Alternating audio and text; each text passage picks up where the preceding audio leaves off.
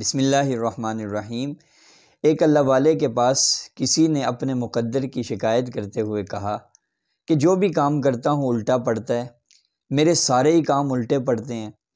تو اللہ والے نے اس سے پوچھا، کیا تو نے کبھی مہر دیکھی ہے؟ اس نے جواب دیا، جی دیکھی ہے۔ اچھا، مہر کی لکھائی کیسی ہوتی ہے؟ اس نے جواب دیا کہ مہر کی لکھائی الٹی ہوتی ہے، اس کے الفاظ الٹے ہوتے ہیں۔ پھر اللہ والے نے اسے سوال کیا، وہ الٹی لکھائی اور الٹے الفاظ سیدھے کیسے ہوتے ہیں؟ تو اس نے جواب دیا کہ جب وہ مہر کاغذ کے اوپر لگتی ہے تو وہ الٹے الفاظ، وہ الٹی لکھائی سیدھی ہو جاتی ہے۔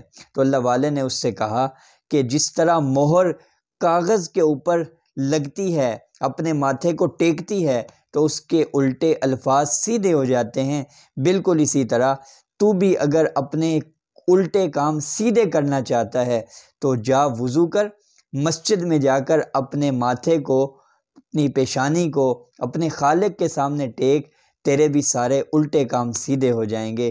اگر میں اور آپ بھی چاہتے ہیں کہ ہمارے الٹے کام سیدھے ہو جائیں، ہمارے بگڑے ہوئے کام ٹھیک ہو جائیں، تو ہمیں اپنے خالق اور مالک کے سامنے سجدہ کرنے کی اور اپنے ماتھے کو ٹیکنے کی عادت بنانی ہوگی۔